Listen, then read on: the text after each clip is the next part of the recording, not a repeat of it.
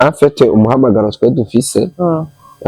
nuwo kuzokwama twigina intsinzi dimanche ya nyuma ihereza umwaka rero ni evenement izokwamiba dimanche ya nyuma ihereza umwaka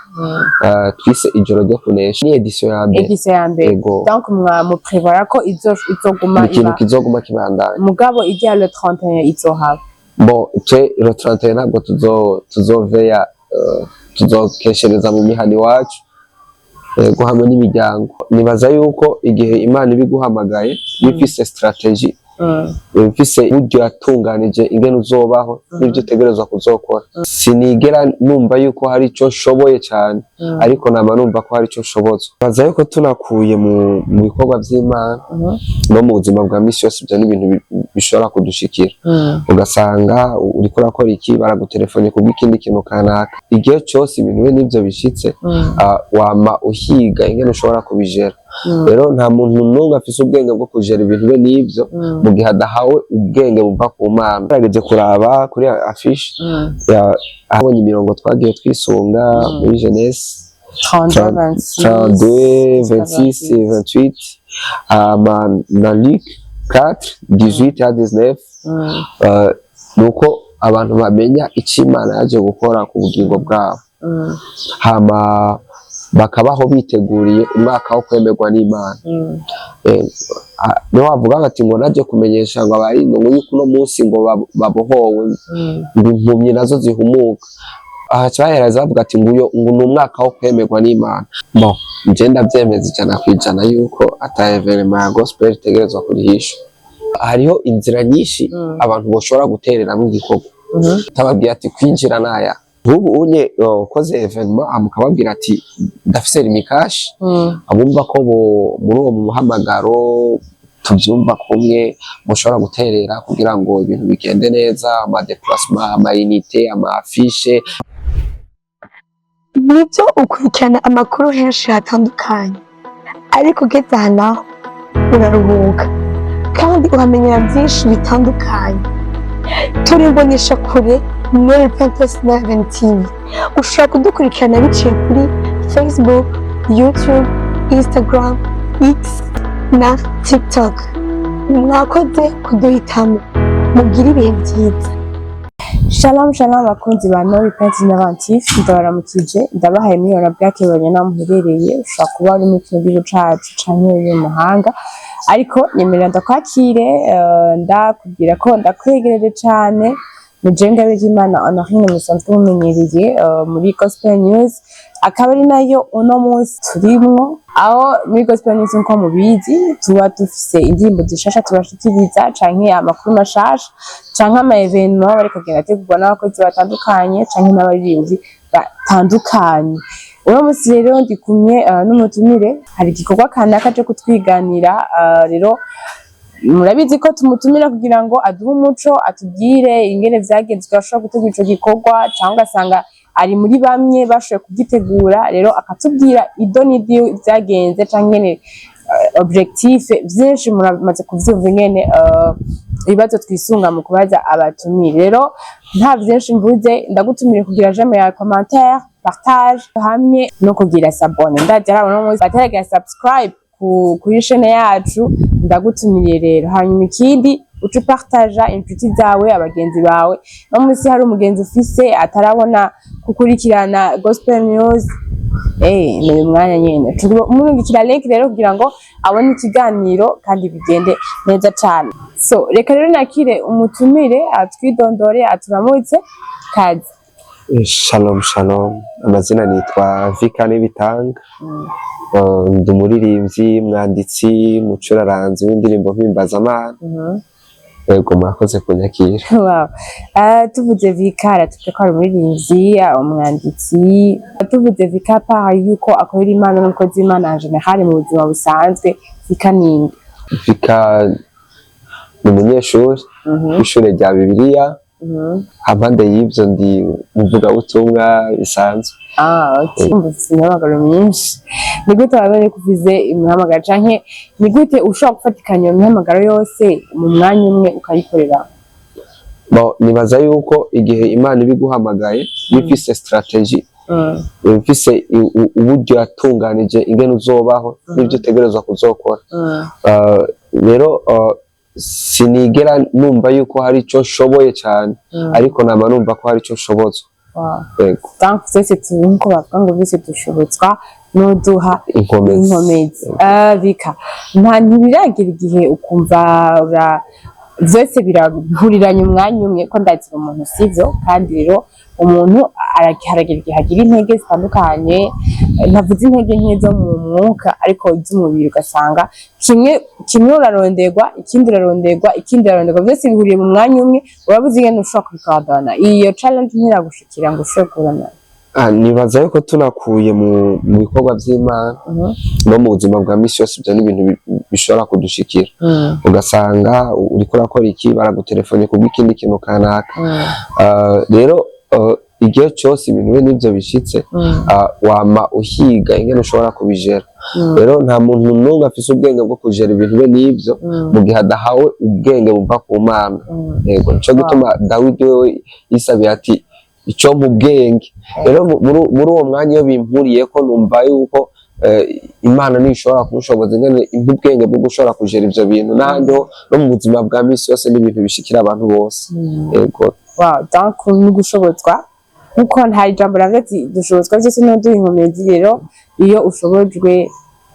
biragenda neza cyane. Watubwiye ko umukozi w'Imana, uratubwira eske ndagomba udushimire nahe gato. Numva abakozi b'Imana bavuga ngo hariho ibibazo bagenda bahura navyo mu byo bakora, ama challenge en general. Wowe twiganira cyangwa ukadushingira nati Jeffrey narahuye n'iki challenge muga mu nyuma ndahinge nshaka kugisohokamwo. Ego apart iyo nari mvuze yo gufatirwa, ugasanga nkuguriye hamwe ngo menshi peut-être, ariko hari igihe umuntu ahura n'ama challenge ugati none mane wamumagaye ko kintu ndiko ndayibamo, hagira igihe uzazanirwa avuga ati erega nzohava sanga za bintu. Yego. Bo nibaza yuko je nka challenge maze kunshikira mu buzima, ni challenge yo kubomana n'abantu kanaka. Donc ba bantu bari witeze yuko ari bo baza kugufata ukuboko kugira ngo muzamure igikorwa, ariko ugasanga niba ariko baragutera amakiki muri football niko bazi. Aho ugasanga uwo muntu niwe wari uzi yuko aza kugufata ukuboko kugira ngo mubandanye igikorwa gize gushika kure, ariko ugasanga uwo muntu ahubwo niwe ariko arakeya abantu bakigwanya. Ico ni ikintu kimaze kunshikira kandi cyatushije umutima wanje, abo numva ati vraiment ibintu birakora byoroshe. None wavyitwayemwo gute, wabisohotsemo gute? Kumva ni challenge toroshe burya uwari kugushigikira aguciye intege hari ibintu mutakaza bien sûr. None gute wavyitwayemwo, ni gute wabisohotsemo? Muri ico gihe nta bintu by'ubuhinga bya cyane bishobora kujamo, kuko hari igihe hari abantu dukunze kunyegeza yuko natwe dufise hariho kameremere ishobora kumera nk'ivyutse. Rero hari abantu icaka kirashobora kuva, ariko kamere iragenda iravaho ni buhoro buhoro. Rero muri ico gihe hari hageze ahantu ho umuntu agwana na kamere yiwe, ugasanga uri kuragwana n'ishavu ry'iwawe uvuga ati ahanye ndumvego ntibyoroshe. Gusa uraja ahantu ukavuga ati ahanye atari Imana vraiment ntabyo uri bushobore kujera. Rero je muri ico gihe novuga yuko kenshi ndahakugwa n'Imana gusa nta bindi. Ikindi naco turabona igikorwa ariko urategura, sinzi ko ariko uragitegura, mugabo mbona umenga ni FEBU Eglise Murango. Yego. Sinzi ko ushobora no kudusobanurira amajambo yose ya création ngo FEBU worship team. Bon, FEBU ni Eglise Feu Evangelique. Ako worship team ni worship team yo muri FEBU. Hama ni umucoordinateur wa worship team.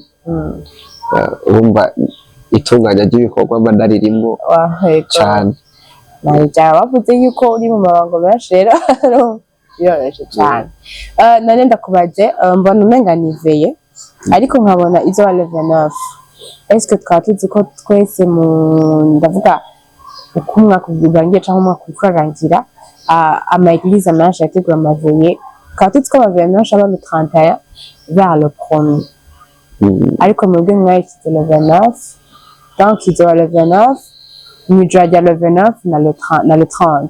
none est-ce que muzoshobora gukora amaveye abiri ushengera iwanyu le 29 mwongere mukore indi le 31 kubera iki mwashoboye kuvyorganiza uko umuntu umenga eko en fait umuhamagaro twe dufise nuwo kuzokwama twigina intsinzi dimanche ya nyuma ihereza umwaka kandi umunsi w'Imana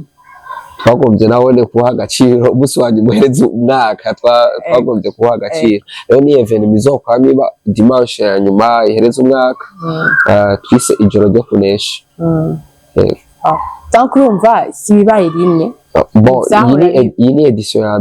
mbere donc mu prévoir ko izoguma ikintu kizoguma kibandanya mugabo ijya le 31 izohaba bon twe le 31 ntabwo tuzoveya tuzokeshereza mu mihani wacu hamwe n'imiryango kubera iki none mutari gushobora kugira veye iyo le 31 hama le 29 mukayoza mufise impamvu yahe dufise impamvu yuko ari igikorwa kizokwama kiriho kandi ari dimanche ya nyuma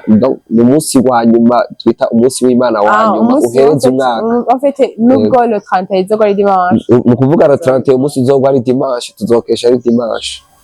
ok rero ikindi kibazo cangira ni kimwe donc urumva veya le 31 ntizohora ihaba veya le 31 izoba mu gihe dimanche izoba yaguye le 31 nta bantu baraba baja ku bijanye n'ico ndababajije babaza ati mbega kubera iki mwabiteguye ku bon benshi babijana muri sens kenshi twabijanye twebwe babijana muri sens yuko kenshi le 31 dufise abaririmbyi muri eglise baririmba amakarriere son rero baca bibaza yuko ari kugira ngo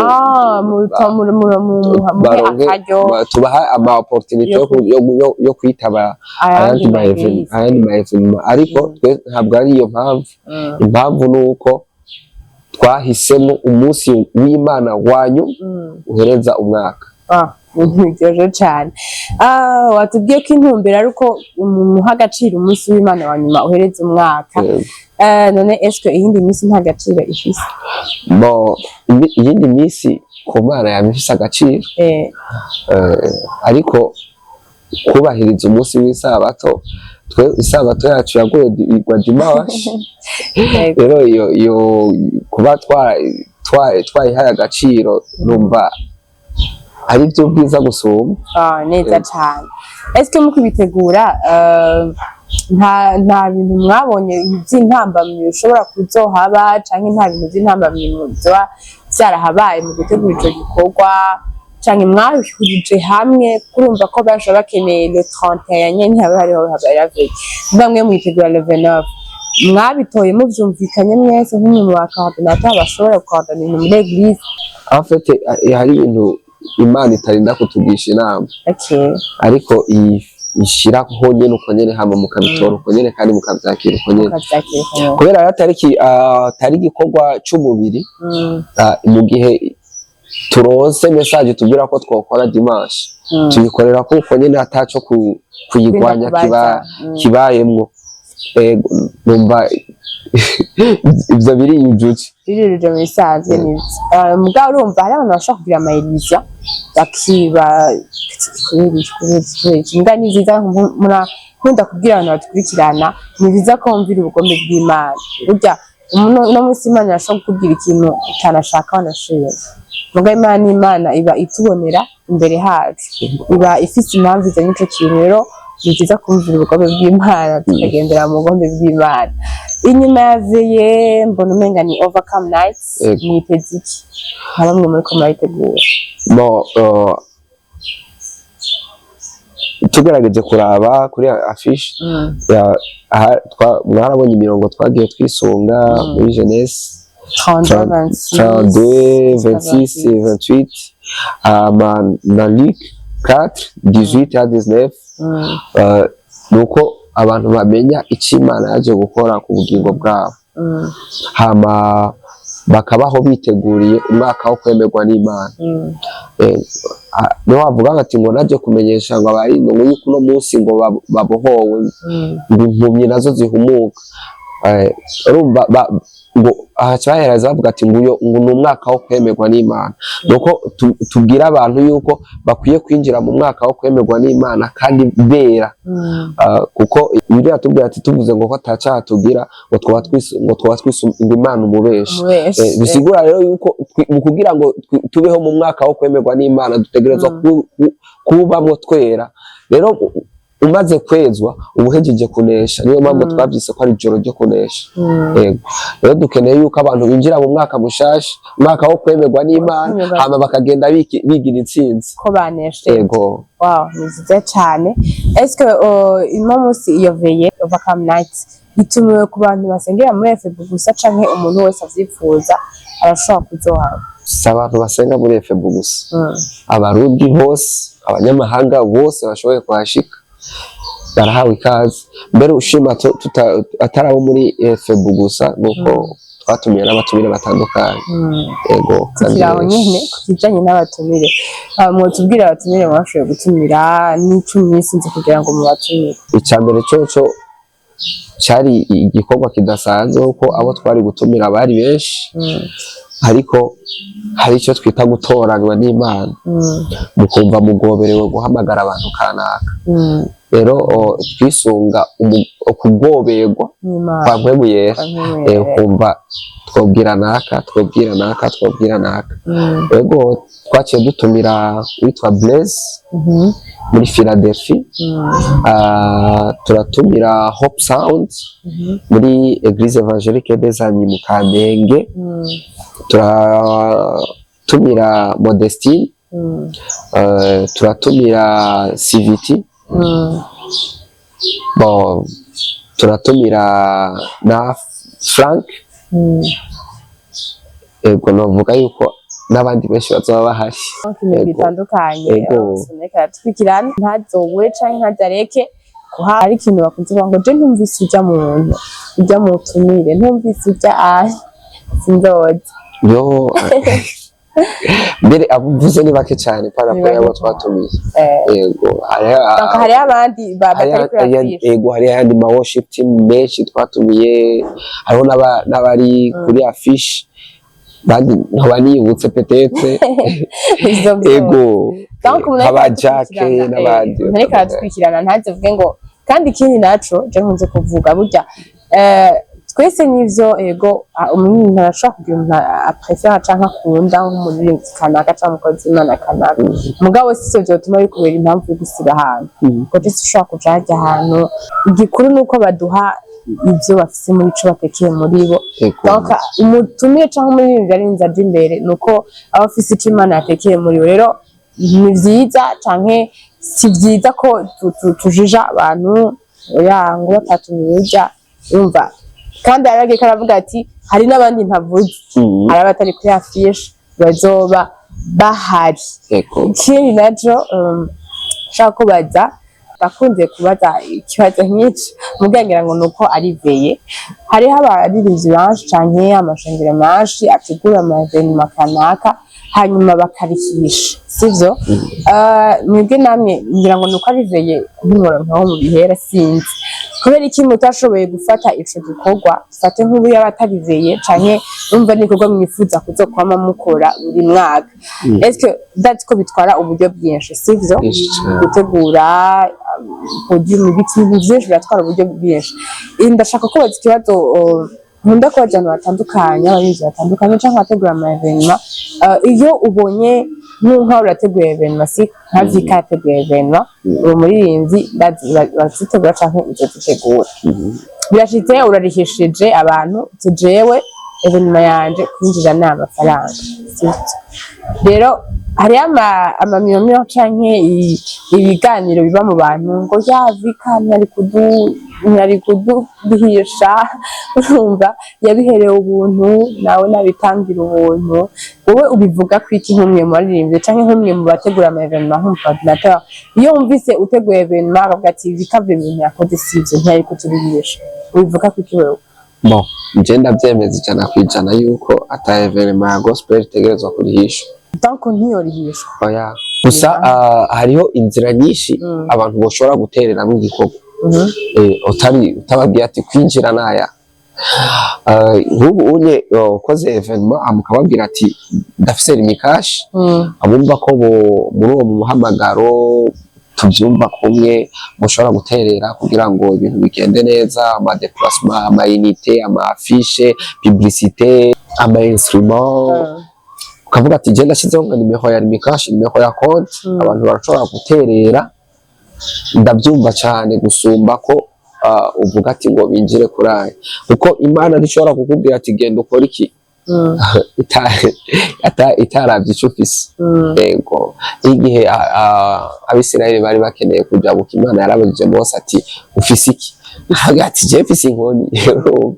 Imana ni gake ishobora kuguhagurutsa kanaka atakintu ibona ufise yuko ushobora gukoresha rero no muri sezerano rishasha Imana ari iguhagurutsa igagutuma ugo wakanaka ibona ingene ibintu bishobora kugenda rero ntiba yakubwiye kugira ngo ubwire abantu ati ngo ni muri ngo natakibazo kirimo ikigo cyazivika burya kurihisha amahera ntibisigura yuko ucuja gutunga uri nk'umugenzi urazi gituma birakenewe ko hari ibintu byinshi umuntu ategura sivyo akadufata nk'umuririmbyi arakeneye kugira stage imeze neza ugasanga yakoresheje amahera menshi ugasanga bararishije amahera rero nibaza ko je batakibazo kirimo kubera iki kubera ko urumva nawe arakenera peut-être ko ashaka kumushika atari no kuyajya cyangwa aje gutunga mugabo kumushigikira mu tuntu bitandukanye ejo azoshobora gutegura indi evenement azoyakenera canke hari utuntu aba yakoresheje akenera je numva atakibazo kirimo turafise nahe nyinshi z'abantu zagiye bikunda bakagira bakaronka ubwo buryo bakoresheje mbere bakanaburenza kandi batiriwe bararihisha reka ndanaguha akarorero koroshe cyane fata yuko wavuze ati kwinjira n'ibihumbi 5 canke ibihumbi 10 hama rero hakaca habaho umutima wari wifuza kuza muri konseri wawe mbere utanakijijwe umutima utanahimbaza ariko akavuga ati jewe ndakunda umuziki reka ngende hama uwuzibira urumva ico kibi wowe ukoze ingene coba kingana imbere y'Imana hama hakaca haza abantu b'abanyamafaranga ariko basanzwe buzuye mu vy'imwemu reka tworoshe kuganya imitima y'abantu tutarinze turabarihiye yego reka tworoshe tunavyoroshe twebwe ntabwo duhiga cyane inyungu y'ubwami bw'isi ntabwo duhiga cyane gukora ibintu byiza cyane gose ngo kugira ngo twunguke ariko turakeneye inyungu y'ubwami rero bisaba yuko dutanga ikiguzi ariko ntitwinzize bisaba ko dutanga rero n'ubu wovuga ati hinjira abantu ukaca barihisha amafaranga hama ukaca ubura abantu urumva urwo ruhombo igererwa baronga abantu bakaca babura amafaranga bakaca bareka kuza urumva byari kuba vyiza yuko abantu botuma baza hama kubw'igikorwa bavuga ati hari igiseke hajya wazanye ijana naje mu kugira ngo dukorere Imana ni nk'ishikanwa bisanzwe yego ati dukorere Imana hama bagashiramo kubwawe ntavika ntabishigikiye sinabishigikiye ariko hari ikindi naco je nemera yuko abantu bagenda basumbasumbana mu buryo bw'intebe ibyo jewe ntumva tubisigura yuko je ntegerezwa kubikumvisha we muyera hari kugira ngo agenda aradutahuza kandi agenda aradukuza mu bindi bintu kanaka kumbure wowe urashobora kuba uri hejuru yanje mu by'imwemu impwemu yera akaba yaramaze kugutahuza yuko kurihisha atakibazo nanjye ugasanga ndi munsi yawe impwemu yera ntarantahuza yuko kurihisha atakibazo ndacumva mu ikibazo rero kumbure uko nzogenda nkura mu by'imwemu yera azotera nkomeza nyumvishe yuko kurihisha harimo ikibazo cyane anyumvishe yuko kurihisha atakibazo kirimo muri uyu mwanya bika ntavyemera ariko avuga ati abantu tutahura kimwe siko bitahura siko ndabitahura ugumane rero utahura nako bavenya natahura ariko unasenge kugira ngo mpemu yarabashe kukwigisha wumve yuko ibyo urimo ari sawa. Yego gusa je muri uno mwanya ndiko ndasenga numva yuko mpemu yari ibyo ndimo ari sawa. Siza cyane. So ikibazo cyane uragwa kubaza eske muri evenement yawe hari abantu bashobora kuba canke evenement kwategura overcome nights muri kwategura hari abantu bose bifuza kuzoyibamwo mugabo batari hafi mugabo ati je vraiment dakeneye kuzoba mu bya evenement byanka bikunda mugabo akabona ati uburyo bwo kuhashika nta buhari canke ibivanye n'ivyo arimwo ntibizokunda ko mugana bishaka ubu technology yakaye imbere umuntu ashobora kurikirana ibintu ku mbuga atari hari kandi ibintu bikagenda neza cyane. Eske mwebwe bizoba biri live si bizoba biri live umuntu azobikurikiranira hehe bivanye naho azoba ati. Ikibazo cyiza cyane ego bizoba biri live kuri page ya Facebook ya Eglise FEB. Ego hama ku muntu yogira umutima wo kwashika vraiment biroroshe cyane biroroshe cyane n'ahantu horoshe n'ahantu hagendeka. Ego numva wagize umutima wo kwashika biroroshe cyane. Ego rero izina ryitwa gute giyo page kugira ngo abantu bizewe bacange ni gute umuntu yo kuyatesa yandika kuri page yanyu kugira ngo ntibizokora ni FEB. Ego ko nyene FEB. Wow, entre parenthèses Église Feu Évangélique du Burundi. Okay. Urumva rero ko atwikira ntuze bitinye canke ngo reke kubikurikirana ngo sitabimenye canke iki. Mukurangize rero nashaka urangize wongera udutumira ariko batwikirana ubabwira aho bizobera amasaha bizotangurira utwibutsa abatumire. Ego ni kuri Église FEB ku cicaro gikuru cayo mu Carama urukira ufashe bus ya Carama urukira aho bita ku Gatoke canke ku Gitoke biravana mukaca wegera imbere hariho akabarabara kaduga kitwa Avenue Rusengo numero 11 hama tuzotangura 21h zibari dimanche le 29 tuzotangura 21h n'amasengesho iminota 45 kugira tubandanye andi ma programme twamaje ukeye ikirere cy'impemu hama tuzotangura 21h barahawe ikaze tuzaturi kubona abaririmbyi b'ubwiza badasanzwe tuzaturi kubona abavuga butumwa badasanzwe uta Pasteur Com Pasteur w'ubwiza wo kuri Eglise wacu hakaba na Evangeliste Eric aho wo muri FEB nyene hazohari n'imigwi y'abaririmbyi batandukanye worship team yacu Jacques abeho Blaise worshiper abeho Hope Sound baririmba capella Eglise Evangelique des Amis mu Kamenge abemo Modestine abemo basiviti n'indi migwi itandukanye zo bihari. Ubutumire rero ko muronse bukwiriye kuyo utari bwabone afisha cyangwa utaronka afisha wahawe ubutumire amasaha ikibanza abatumire neza cyane rero ntuzosibe neza cyane. Nagomba ndagize ndagushimira. Murakoze cyane. Murakoze namwe kutwiyumvira ko mukadutumira. Nzeko n'ikindi gihe tubatumye muzotwita turagaragasa cyane. Kiza cyane ndanakwifuriza iminsi mikuru myiza nawe nubwo yaheze ariko iminsi mikuru yacabandanya ndetse n'umwaka mushasha. Yego hatese. Reka rero nshimire abariko badukurikirana mwebwe mwese muriko murakurikirana ikiganiro ndabashimiye ndangiza ndayifuriza mugire iminsi mikuru myiza ya Noeli n'umwaka mushasha dumibanza uzabe umwaka mwiza cyane umwaka w'ibihe byiza umwaka wo kujabuka tujabuka mu ntsinzi nkuko Zika yabitubwiye. Nongera kandi ndabatumira rero kubandanya mukurikirana ibikorwa bigenda bica ku mbonesha ko yacu muri Pension TV ibiganiro eka n'ibindi byinshi mukomeze mugira ibihe byiza munahezagirwa mu banyu no mu byanyu mwarahezagiye.